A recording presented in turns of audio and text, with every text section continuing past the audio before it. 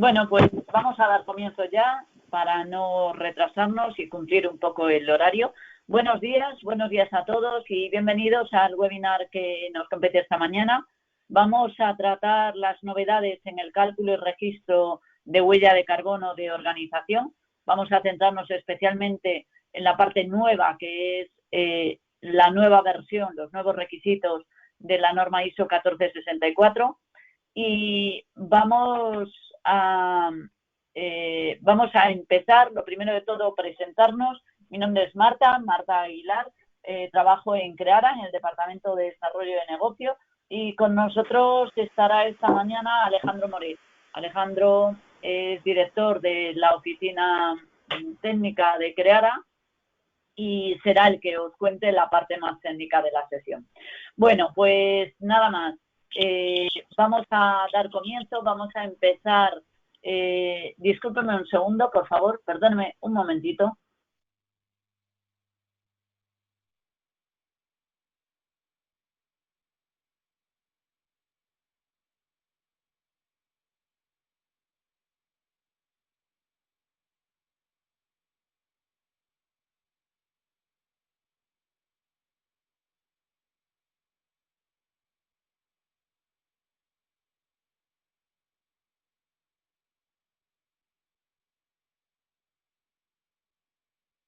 Bien, disculpen, ahora sí damos comienzo.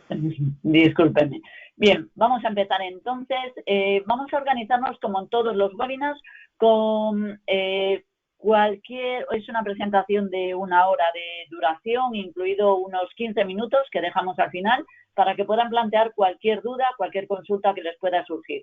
Lo pueden hacer en cualquier momento, escriben su pregunta en el apartado de preguntas de la propia herramienta GoToWebinar. Y al finalizar la sesión, dejamos unos 5 minutos y pasamos a contestarlas en directo. La presentación, contarles también que la van a tener, que la vamos a hacer llegar a todos, no hay ningún problema. Quería además adelantarles que tenemos previsto para las próximas semanas un curso de 4 horas de duración sobre esta misma materia. Será un curso organizado a través de 4 webinars de 1 hora cada uno para profundizar en la temática que tratamos hoy, para tratar de ahondar un poquito más y entrar en detalles. Es también un curso gratuito, se pueden inscribir gratuitamente a través de un correo que les habrá llegado en el día de hoy. Si no, escríbanos a info si no tienen esa información y a info@creara.es y les haremos llegar el link para que puedan inscribirse. Y nada más, damos comienzo, esperemos que sea de su provecho y cualquier cuestión, ya saben, a partir de la pueden escribir, cualquier duda, en el apartado de preguntas de GoToWebinar. Bien, vamos a las materias de hoy, las hemos organizado en 3 bloques. La primera parte vamos a tratar sobre las obligaciones de cálculo de huella de carbono. Después vamos a meternos ya en la temática, el kit de todo esto, que es el cálculo y los alcances de la huella de carbono y cómo lo tratan los 2 estándares internacionales más reconocidos para el cálculo de huella de carbono de organización, que son el GHG Protocol y la norma ISO 14064. Y ya en el último punto es donde vamos a ahondar, a profundizar en lo que son esas novedades, esas cuestiones que introduce la nueva norma ISO sobre el tema especialmente del reporte de las emisiones indirectas de alcance 3. Muy bien, pues ya sin más preámbulo entramos. Vamos a empezar contando un poquito cuáles son esos antecedentes, ese panorama un poco de carácter legal, esas obligaciones que en los últimos años han ido publicándose, han ido aprobándose y que están impulsando que el cálculo de la huella de carbono por parte de las empresas pase de ser algo voluntario, como era ya a partir del Real Decreto del registro del Ministerio, del MITECO, el registro de la huella de carbono del Ministerio, algo voluntario a algo ya obligatorio. Vamos a profundizar un poquito en cuáles son esas normas que empiezan a exigir ya no solamente a grandes empresas, sino a empresas de cualquier tamaño, el tener calculada la huella de carbono, y no solo eso, sino además de calcular, definir planes de reducción. Planes de reducción que en algunos casos se empieza a exigir en España, es una tónica ya, que sean planes de reducción con base científica. En ese sentido, comentar que nosotros, pues por ejemplo, para el grupo Telefónica, creo que hay alguien de Telefónica que nos está escuchando, hemos realizado para la oficina de Cambio Climático y Eficiencia Energética del Grupo Telefónica a nivel mundial, hemos realizado 2 estudios, uno del plan de reducción de gases de efecto invernadero a 2020 y otro a 2025, teniendo en cuenta todas esas variables de desarrollo de negocio, de tecnología, de propuestas de eficiencia, de uso de energías renovables, un plan de reducción que permite, a través de una herramienta, ir modelando cómo saldrá ese plan de reducción a 5 años vista en función de cómo se comporten todas esas variables. Muy bien, pues esto empieza a ser una tónica, empieza a ser una exigencia en España. Y algunos de estos antecedentes legales que lo están conformando como una exigencia son estos que vemos aquí. Lo primero es el anteproyecto de ley de cambio climático y transición energética, que va a exigir, está en su recta final, y va a venir a exigir a nivel nacional unos objetivos que se marcarán como un suelo que podrán ser mejorados al alza con los planes nacionales integrados de energía y clima que cada país miembro de la Unión Europea tiene que entregar a la Comisión. Para 2030, la meta para España es reducir las emisiones de gases de efecto invernadero en al menos un 20% con respecto al año 90. El Plan Nacional Integrado de Energía y Clima establece ya objetivos más ambiciosos, lo vemos en la parte baja, y ya dice que el objetivo será de reducción de un 23% de los gases de efecto invernadero. Esto es como el escenario un poco macro, ¿no? La visión un poco macro de los objetivos a nivel nacional. Después han venido aprobándose disposiciones legales como la Ley 11/2018 de 28 de diciembre en materia de información no financiera y diversidad, que como a muchos de vosotros os habrá afectado y lo sabéis, lo habréis vivido, pues ya desde este pasado año, para todos los ejercicios que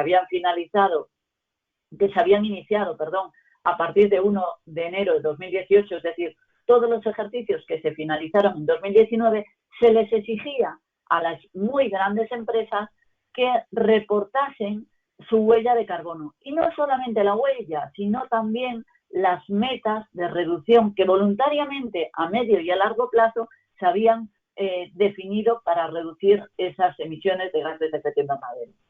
Esto afecta, esta ley, que es de obligado cumplimiento ya desde el año pasado, afecta en este año, ha afectado en este año a empresas, como digo, muy grandes. Vemos en ese recuadro rojo que son organizaciones que tienen más de 500 empleados y que tienen unas consideraciones en cuanto a facturación, pues ya de gran calado, ¿no? Que tienen partidas de activo consolidado superior a 20 millones de euros. Pero es verdad que para ejercicios económicos que se inicien a partir del 30 de diciembre de 2021, es decir, dentro de año y medio, un poco más, ya digamos el baremo, los criterios para que se van afectados por esta norma son menos exigentes. Ya afectará a sociedades con más de 250 trabajadores.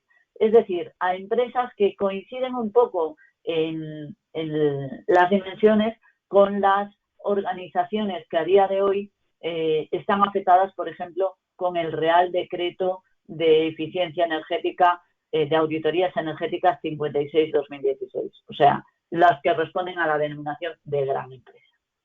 Pero hay otras normas que en este caso, por ejemplo, el Plan de Contratación Pública Ecológica 2018-2025, esto lo que viene a hacer es no tanto a exigir a las empresas que calculen o reduzcan su huella, sino que lo que dice es que establece un plan para que en todas las licitaciones públicas se vaya, se vaya incrementando el número de licitaciones públicas en las que uno de los criterios de adjudicación sea el hecho de que la organización esté inscrita en el registro de huella de carbono del Ministerio.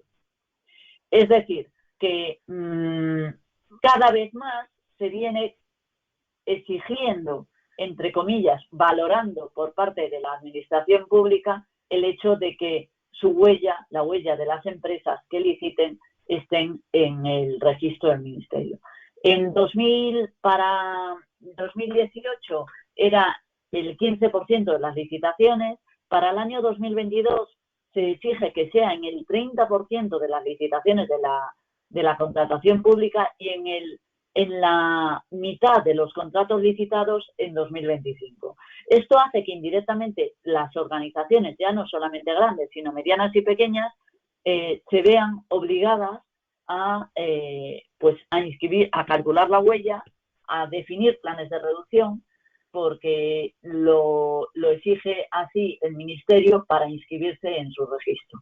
Pero hay además comunidades autónomas, por ejemplo, aquí pongo un ejemplo, Islas Baleares, que han ampliado, se han adelantado, han aprobado ya una ley de cambio climático va a ser ahora un año, en abril de 2019, y es curioso porque ya obliga a todas las grandes y medianas empresas que desarrollen allí la actividad total o parcialmente. Es decir, una empresa, pongamos por caso, una empresa afectada, una empresa de hoteles que tiene 2 hoteles en Baleares, o una empresa de alquiler de vehículos de alquiler, están obligados a calcular la huella de carbono, a inscribirla en el registro balear, que va a estar alineado con el registro del Ministerio, del MITECO, y a definir planes de reducción. Con lo cual esto ya no se ciñe a las muy grandes empresas, sino que es una realidad hoy en día,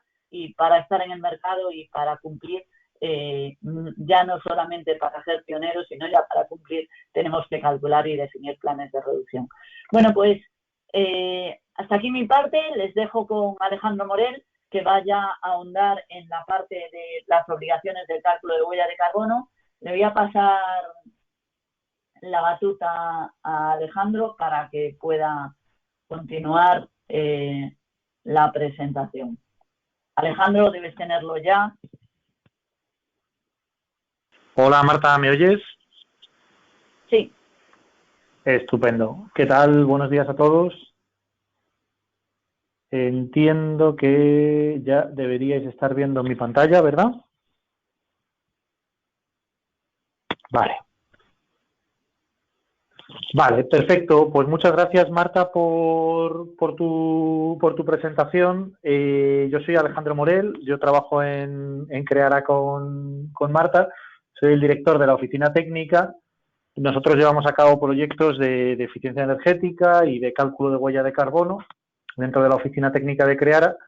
Entonces, voy a llevar a cabo el resto de la presentación. En particular, el punto 2, que realmente es una parte introductoria del punto 3, porque la principal motivación de esta presentación es que el año pasado por fin se tradujo al español la nueva versión de la norma ISO 14064 sobre el cálculo de la huella de carbono de una organización, y esta nueva versión incorpora unos cambios muy importantes para quien quiera llevar a cabo este cálculo y quiera de alguna forma publicar sus emisiones, su huella de carbono, en cuanto a las emisiones indirectas. Cuando hablamos de emisiones de nuestra organización, lo más importante es determinar qué emisiones tenemos directas e indirectas y luego separarlas en alcances. Entonces, bueno, el punto 2, que es el que nos vamos a meter ahora, es simplemente una introducción de qué es la huella de carbono, porque me parecía que era un poco directo entrar directamente con los cambios de la nueva norma sin hacer esta pequeña introducción, centrándonos en cómo se calcula la huella, que es una cosa muy sencilla en cuanto a, o digamos, lo que vamos a contar es muy sencillo en cuanto a cuál es los principales cálculos que se llevan a cabo, y luego centrándonos en los alcances. ¿De acuerdo? Voy a avanzar, que va a ser más fácil verlo de este modo. La huella de carbono, al final, tal como la vamos a ver aquí hoy, que va a ser en cuanto a organización, se traduce en toneladas de CO2. Esto es, cuántas toneladas de CO2 supone mi actividad. Cuando digo CO2, realmente nos referimos a CO2 equivalente, porque hay diversos gases de efecto invernadero. El dióxido de carbono, que es el CO2, es el más importante o el más numeroso, pero no es el único. Entonces, nosotros vamos a transformar las emisiones de los otros gases por su impacto sobre el cambio climático y sobre el calentamiento global en emisiones de CO2, de modo que al final sí que podemos tener un número único que sería el CO2 equivalente. ¿De acuerdo? Aquí tenemos los gases más importantes de efecto invernadero. Los tres que tenemos a la izquierda son los que mayor impacto tienen: el dióxido de carbono, CO2, que es el que representa el 60-70% del problema y que se debe principalmente al consumo de energía, y el metano y el óxido nitroso, que también son bastante importantes y que se deben principalmente a agricultura, ganadería y residuos. ¿De acuerdo? La huella de carbono, como vemos aquí abajo, incluye las actividades tanto directas de mi empresa como las actividades de mis proveedores y de mis consumidores finales. Esto es algo que en principio yo voy a tener que tener en cuenta o que forma parte de mi huella de carbono. Esto es, si yo tengo una fábrica y fabrico una fábrica que tenga que ver con el mundo de la automoción, pero yo tengo una materia prima de metal, la fabricación de esta materia prima formará parte indirecta de mi huella de carbono. Entonces, de alguna forma, la voy a tener que considerar, o por lo menos identificar. ¿De acuerdo? Esto lo vamos a ver ahora cuando hablemos de alcance. Vale, en cuanto al cálculo de la huella de carbono, nosotros lo que vamos a hacer en primer lugar es identificar emisiones. Básicamente, si nos centramos, por ejemplo, al principio, porque va a ser algo más sencillo, de las emisiones propias, luego ya veremos las indirectas, pues yo, por ejemplo, tengo una caldera de gas natural en mis instalaciones. Bueno, pues esa sería la identificación. Ya tengo una fuente de emisión identificada. Lo siguiente que tengo que ver, dato de actividad. ¿Cuánta actividad tiene esta caldera que yo tengo reportada? O sea, que yo dispongo de esta información y que supone una emisión. Por ejemplo, para una caldera, el dato de actividad casi siempre va a ser el consumo de gas natural. ¿De acuerdo? Esto dependerá del tipo de emisión que tengamos. Esto es una información que vamos a tener disponible. Luego vamos a tener el dato de emisión. El dato de emisión es cuánta emisión de un gas de efecto invernadero se está produciendo por una unidad de dato de actividad. ¿De acuerdo? Yo puedo encontrar en diferentes bases de datos, como las del Ministerio o IPCC, que para el gas natural, para una caldera de gas natural, se están emitiendo 0,2 kilogramos de CO2 por cada kilovatio hora. Pues ese sería el dato de emisión. Y por último, el potencial de calentamiento global. Como os he dicho hace un momento, hay diferentes gases de efecto invernadero y cada uno de estos gases tiene un potencial. Nosotros, para convertir luego la huella de carbono o la cantidad de mi gas en CO2 equivalente, lo multiplicamos por el potencial de calentamiento global del gas en cuestión. Para el CO2, como al final medimos en CO2 equivalente, para el CO2, este valor, este GWP, que son las siglas en inglés, vale 1. ¿De acuerdo? Si en lugar de estar hablando de CO2 estuviéramos hablando de un refrigerante, pues a lo mejor este GWP sería de 3000. ¿Vale? O, digamos, esto va a depender del gas en cuestión. ¿Cómo calculamos las emisiones de esta caldera? Pues es un producto de los tres factores: dato de actividad, la cantidad de energía que estoy consumiendo o que estoy quemando en esta caldera en kilovatios hora. El dato de emisión, cuántas emisiones, cuánto CO2 se está emitiendo por cada kilovatio hora, que como os he dicho, para el caso del gas natural es 0,2. Por último, por GWP, por el potencial de calentamiento global, que para el caso del CO2 es 1. Este producto, este cálculo, lo vamos a tener que hacer para cada una de las emisiones que yo tengo identificadas. ¿De acuerdo? Aquí tendríamos algunos ejemplos. Para la electricidad, veis que tenemos el consumo en kilovatios hora, que sería el dato de actividad. Luego tendríamos el dato de emisión, que por ejemplo veis que en este ejemplo tenemos dos filas distintas, porque el dato de emisión va a depender en España, por ejemplo, de la comercializadora.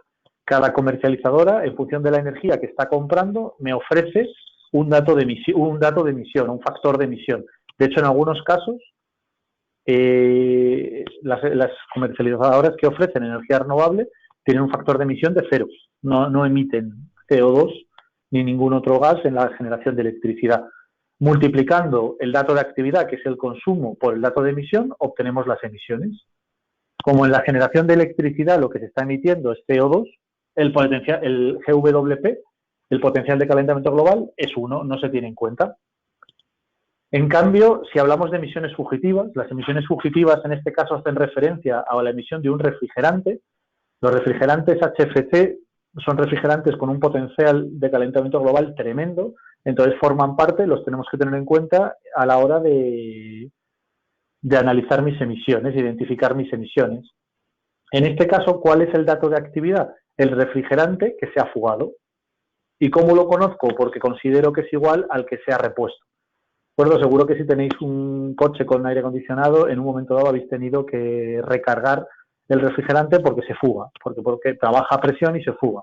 Entonces, en este caso se han recargado 2,1 kilogramos y consideramos que es el refrigerante que se ha fugado. En este caso, además, como directamente la fuga es de gas de efecto invernadero, el dato de actividad y el dato de emisión es lo mismo. Se han fugado 2,1 kilogramos. Esas son las emisiones. Pero sí es muy importante multiplicarlo por el potencial de calentamiento global, porque, como os digo, para los refrigerantes es altísimo. En este caso, 1 kilogramo de este refrigerante tiene el mismo impacto sobre el calentamiento global que 3.500 kilogramos de CO2. Con lo cual lo multiplico para calcular las emisiones o para mostrar las emisiones en CO2 equivalente. ¿Vale? Esto es simplemente introductorio de cómo llevamos a cabo el cálculo de huella de carbono. También es muy importante tener en cuenta que el cálculo de la huella de carbono lo vamos a hacer en base a un estándar. Hay una serie de estándares que yo voy a utilizar y que yo voy a seguir para calcular mi huella y para mi informe de gases de efecto invernadero. Cuando yo haga este informe voy a decir, bueno, pues he llevado a cabo este cálculo de huella en base al GHG Protocol o en base a la ISO 14064, que tiene una serie de criterios y una serie de normas que voy a tener que seguir. Y siempre calculamos la huella de carbono en base a unos estándares. El más utilizado y el más antiguo, o el primero que salió a la luz, fue el GHG Protocol. ¿De acuerdo? Ya os digo que es el que más se utiliza, sobre todo en sus alcances 1 y 2, que vamos a ver a continuación. Por ejemplo, esta comunicación al Ministerio que os ha comentado mi compañera Marta se hace en base al GHG. Pero la ISO 14064 también se utiliza mucho, se ha basado en el GHG protocolo, en el protocolo anterior, con lo cual al final son muy parecidos y las diferencias son escasas. Pero la ISO de alguna forma considera e incluye todos los procedimientos, registros, etcétera, que suponen las normas ISO y los sistemas de gestión. Entonces, digamos, tiene un trabajo complementario o una serie de valor complementario en todos estos procedimientos.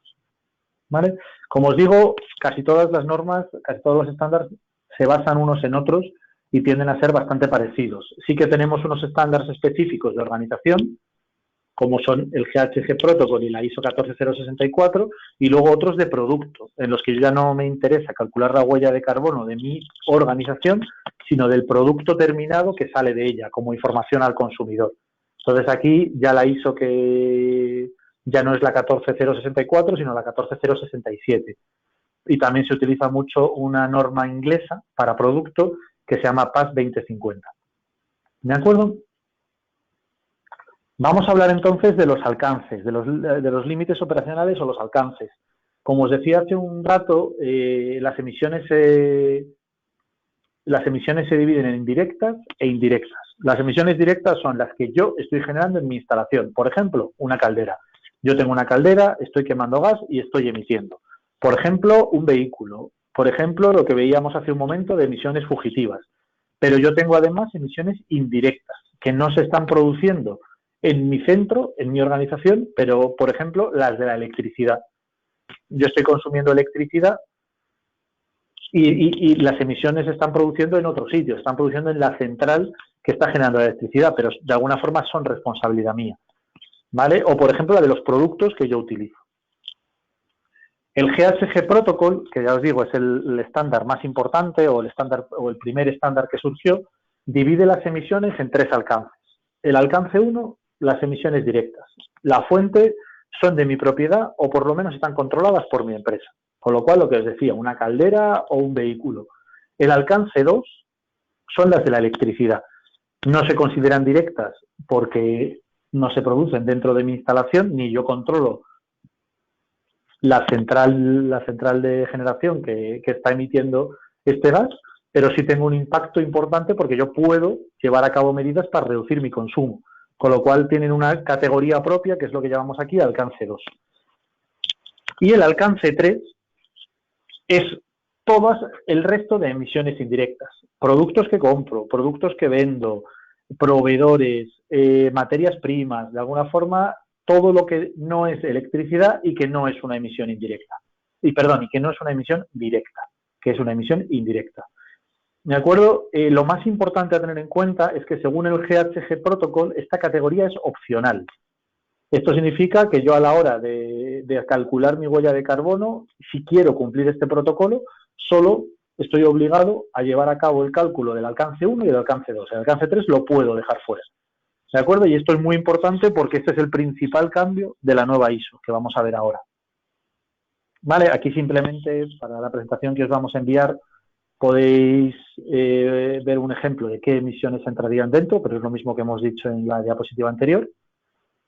De acuerdo, y comentaros que la organización ha sacado un GHG, un nuevo protocolo específico para el alcance 3. ¿De acuerdo? Se llama GHG Protocol Corporate Value Chain Accounting and Reporting Standard. O sea, al final un estándar de la cadena de valor para alcance 3. Y distingue las emisiones indirectas que antes metíamos en el alcance 3, las divide a su vez en 13 categorías. Entre estas 13 categorías podéis ver, vamos simplemente a nombrar algunas, como pueden ser bienes y servicios adquiridos, residuos generados de las actividades, viajes de negocios, transporte de empleados, uso de los productos vendidos, ¿veis? Todo lo que se queda fuera de mi organización, en cuanto a que no es una emisión directa, pero tiene que ver con mi actividad. ¿De acuerdo? Si nosotros quisiéramos cumplir este estándar específico de alcance 3, tendríamos que considerar o tener en cuenta estas 13 categorías. Pero, como he dicho antes, si solo vamos a considerar el GHG normal, el GHG Protocol, me bastaría con alcance 1 y alcance 2. La ISO, por su parte, tiene una división muy parecida. Como os he comentado antes, la ISO se basó en el GHG Protocol y entonces hizo una distribución de alcances muy parecida. Veis que tenemos aquí emisiones directas, que son equivalentes al alcance 1 del GHG, emisiones indirectas de energía y otras emisiones indirectas. No lo llama alcance 1, alcance 2 y alcance 3, pero el concepto es prácticamente el mismo. La principal diferencia, o la única diferencia, podríamos decir, es que el alcance 2, lo que en el GHG eran las emisiones de electricidad, aquí dice emisiones indirectas de energía. Entonces no se limita a la electricidad que consumimos, sino a otros vectores energéticos, como pudiera ser el vapor, o un fluido, un agua caliente, que no se está produciendo en mis instalaciones. ¿Vale? Esto, por ejemplo, ocurre mucho en los edificios de oficinas, que cada planta a lo mejor está alquilada por una empresa, pero la generación de calor y de frío es general y es un servicio que da el edificio a cada una de estas empresas. Este calor o este frío que estoy recibiendo, en el caso del GHG Protocol sería alcance 3, mientras que para la ISO sería alcance 2. Y ya os digo que esta sería probablemente la única diferencia que nos hemos encontrado o que nos encontramos con la ISO anterior, con la ISO de 2012. Prácticamente es igual que el GHG Protocol. ¿De acuerdo? Pero como os decía, se ha renovado la ISO, se creó una versión nueva en 2018, que en español se tradujo el año pasado, y no es que nos cambie los alcances, pero ya no vamos a estar tan libres para dejar fuera las emisiones indirectas. ¿De acuerdo? Y con esto vamos. Como os decía, se publica en 2018 y aquí tenemos los alcances, nos los distribuye de esta forma. Tendríamos emisiones directas, Emisiones indirectas por la energía importada, hasta aquí no hay ningún cambio. Hasta aquí no hay ningún cambio. A ver, que me dicen mis compañeros que tengo algún problema de sonido. Voy a alejarme un poquito del micro. Vale, y seguimos avanzando. ¿Vale? Las emisiones indirectas por energía, como os decía, análogas al alcance 2. ¿Vale? Y luego tenemos otras emisiones indirectas. Otras emisiones indirectas, como por ejemplo, emisiones indirectas por el transporte, emisiones indirectas por productos y servicios utilizados por la organización, emisiones indirectas asociadas al uso de productos de la organización y otras emisiones indirectas. ¿Vale? Cada uno de estos grupos luego vamos a ver que se distribuye en subcategorías. ¿De acuerdo? Y lo que nos viene a decir la ISO es que todas estas, en principio, vamos a tener que considerarlas. ¿Vale? Por ejemplo, como os decía, las emisiones indirectas por transporte se nos dividen a su vez en transporte de productos aguas arriba, transporte de productos aguas abajo, desplazamiento diario de empleados y viajes de negocios. Entonces yo cada una de estas categorías la voy a distribuir en subcategorías, como vemos aquí. ¿Vale? ¿Y qué nos dice la ISO nueva al respecto de estas emisiones? De todas estas emisiones indirectas, dejando fuera las de electricidad, que esas por supuesto las vamos a considerar. Nos dice que primero las identifiquemos en base a estas agrupaciones que nos han dicho y que las evaluemos. Que hagamos una evaluación de estas emisiones indirectas y que en base a esta evaluación decidamos cuáles son significativas.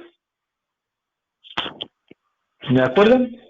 Esta evaluación, ya la propia ISO nos dice que podemos utilizar algunos criterios. Estos criterios son los que vemos aquí a la derecha, que serían magnitud o volumen de emisiones, nivel de influencia, acceso a información o exactitud de los datos. Pero es muy importante que tengamos en cuenta que nosotros creamos los criterios. ¿De acuerdo? Que nosotros especificamos en base a estos criterios que nos propone la ISO, que nosotros tenemos que crear unos criterios para evaluar las emisiones y decidir cuáles son significativas. ¿Vale? Para esto, para tener un poquito más de claridad, os muestro esta tabla en la que tendríamos para un despacho de abogados, en el que tiene unas oficinas y sus emisiones directas son muy pequeñas, porque al final las emisiones directas serían las de los vehículos, las de la caldera, y las emisiones indirectas por electricidad serían simplemente las del consumo eléctrico de la oficina. Tendríamos todas otras emisiones indirectas por transporte, viajes en tren y en avión, desplazamiento diario de empleados o viajes en coches de alquiler. Luego tendríamos emisiones indirectas por productos utilizados por la organización, que sería tóner, papel, otro material de oficina, servicio de mensajería, bueno, otras emisiones que podemos considerar. Luego, otra categoría sería productos de la organización. En este caso, como es un despacho de abogados, es un ejemplo sencillito, pues lo único que estarían produciendo que pudiera generar emisiones serían los documentos. Y en otras tendríamos las inversiones.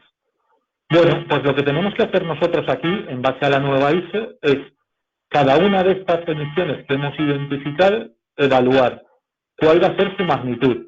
Que esto de la magnitud, al final, es un poco la pescadilla que se muerde la cola, porque para poder evaluarla, para poder de alguna forma considerar si es importante, ya de alguna forma tengo que ver cuánto va a ser, al menos una estimación inicial de cuánto va a ser esta emisión. Y luego tenemos otros criterios, el nivel de influencia. Por ejemplo, si yo es un proveedor y tengo algo de influencia sobre él, pues a lo mejor es importante que considere esta emisión. Si no tengo ninguna influencia, a lo mejor no es tan importante. ¿De acuerdo?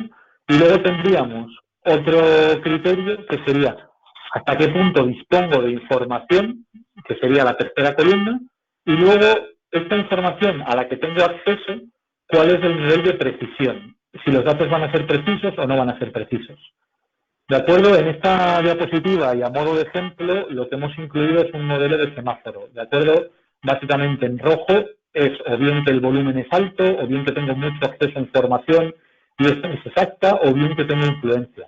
El verde sería todo lo contrario, o bien la magnitud es baja, o bien el nivel de acceso a información que tengo va a ser muy bajo, o bien no voy a tener influencia. Y esto ya me da una idea de qué emisiones son importantes, de qué emisiones tiene sentido que yo tenga en cuenta. ¿Vale? En base a este ejemplo, ya os digo, a lo mejor en el caso ideal podríamos cuantificarlo y hacer una regla que sea cuantificable, no sea simplemente en semáforo, pero bueno, a efectos del ejemplo nos vale. Veríamos que las emisiones indirectas que vamos a considerar en base a la nueva norma ISO serían los viajes en tren y en avión, los viajes en coches de alquiler, el desplazamiento diario de empleados, o sea, todas las emisiones de transporte, porque al final son importantes y es relativamente fácil acceder a los datos. El papel, porque el consumo de papel es muy alto para este caso y tengo acceso también a la información, y los servicios de mensajería. El resto se quedan fuera, las hemos identificado, pero las dejamos fuera del cálculo porque en base a este análisis que hemos hecho no consideramos que sean tan importantes. ¿Vale? Nosotros ponemos las reglas, pero tienen que ser coherentes. Lo que nos dice la norma es que no podemos utilizar estas reglas para dejar fuera emisiones importantes. ¿De acuerdo? O sea, yo no puedo decir, bueno, esta emisión solo supone el 40% de todas las emisiones indirectas y la dejo fuera. Yo no puedo decir eso, pero sí puedo decir, esta emisión va a suponer menos de un 1%, entonces la dejo fuera. De alguna forma tenemos que ser aquí coherentes. ¿De acuerdo? Este es el cambio más importante de la nueva norma ISO. Digamos, es un cambio sustancial porque pasamos de poder dejar fuera una serie de emisiones indirectas a que de alguna forma ya no las podemos dejar fuera, sino que tenemos que hacer una consideración inicial y en base a este análisis, a estos criterios que marcamos y este análisis de significancia de cada una de estas emisiones, decidir cuáles son importantes, ¿vale? Y cuáles vamos a tener en cuenta. La nueva norma tiene otros pequeños cambios que vemos aquí, son menos importantes, pero bueno, también tiene sentido comentarles. El primero, los límites organizacionales. Los límites organizacionales, sobre todo, son para grandes empresas que a su vez tienen otras empresas, o digamos, tienen participación en otras empresas. ¿De acuerdo? Por ejemplo, yo tengo la empresa A que tiene un 51% de la empresa B. Entonces, el límite organizacional nos dice, oye, ¿cómo considero las emisiones de la empresa B? Bueno, pues lo que nos viene a decir la norma nueva es, en función de para qué vayas a usar este informe. Si tu objetivo es ahorrar, considéralas, porque si tienes mayoría vas a poder tomar decisiones.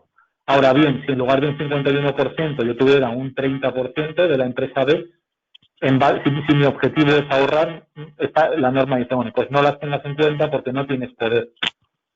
¿De acuerdo? No tienes poder sobre las decisiones que se tomen en esta empresa. Entonces, al final es, ¿para qué vamos a usar este cálculo de huella de carbono? Quiero llevar a cabo un programa de mitigación, simplemente es un compromiso público, quiero hacer el informe anual de la organización, pues en base a eso, considerar las emisiones de mis subsidiarios de una forma u otra.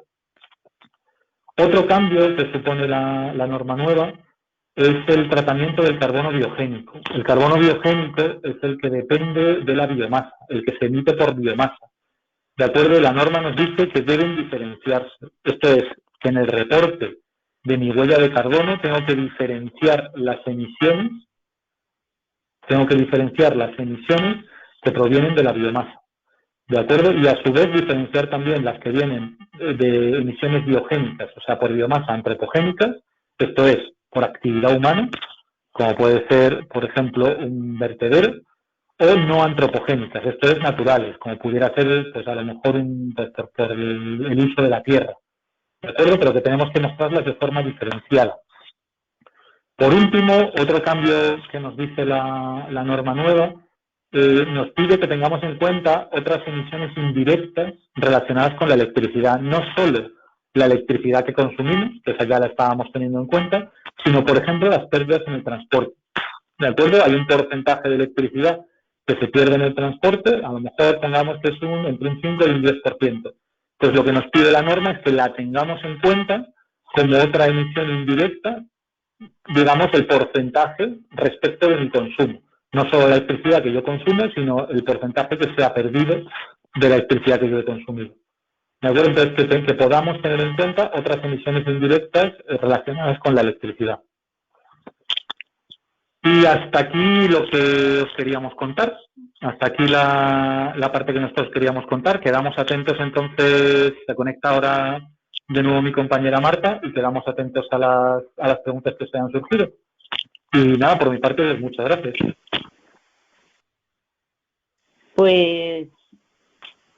Pues sí, Alejandro, dejamos 5 minutillos para que puedan plantearse las consultas y abrimos otra vez para resolverlas.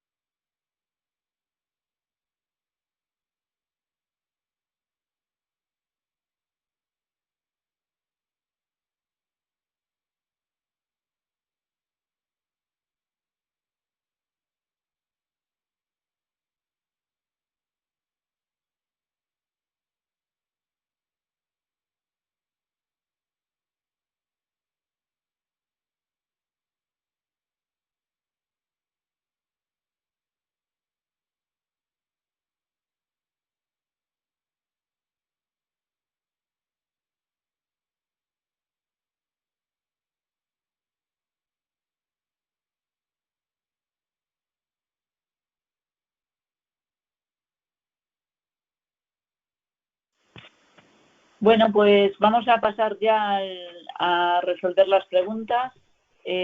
Vamos a ver, Alejandro, tenemos una primera pregunta, la plantea Isabel Prado. Nos dice, hola, ¿existe una correlación con las 13 categorías de alcance 3 del GHG Protocol con las nuevas categorías que incluye la 14064?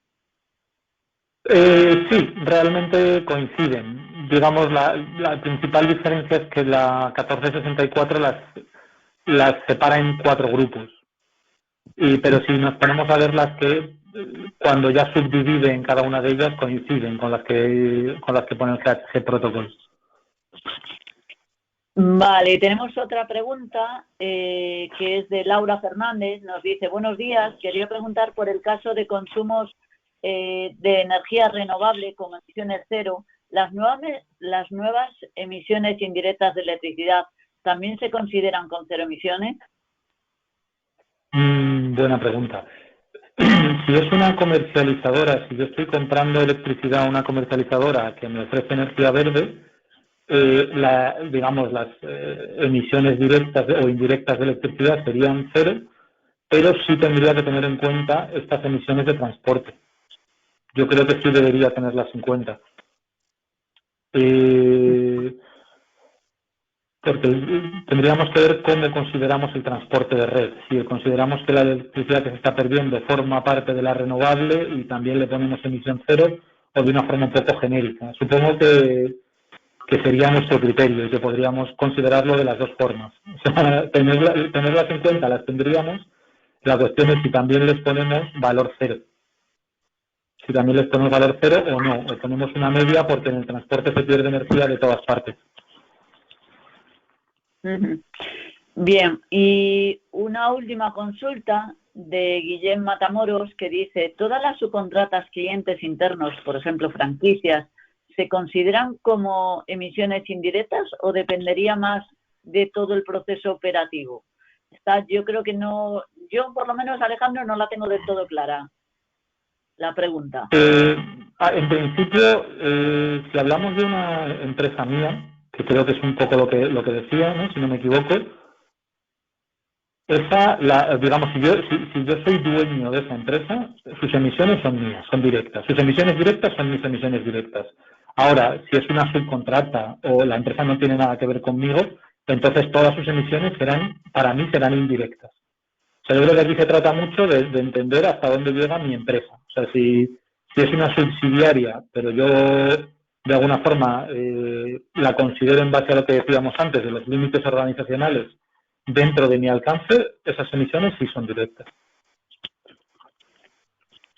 Muy bien, pues nos dicen también, a ver, que Guillem nos dice que de acuerdo, que lo ha entendido, nos responde, y nos pregunta también Isabel Prado, dice, ¿la ISO establece un criterio para el cálculo de las pérdidas en transporte o distribución o lo deja abierto?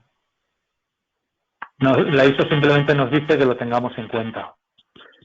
No establece ni criterio ni metodología. Nos toca hacerlo a nosotros. En base un poco al sistema eléctrico en el que estemos y a la información de la que dispongamos, nos deja a nosotros que lo hagamos.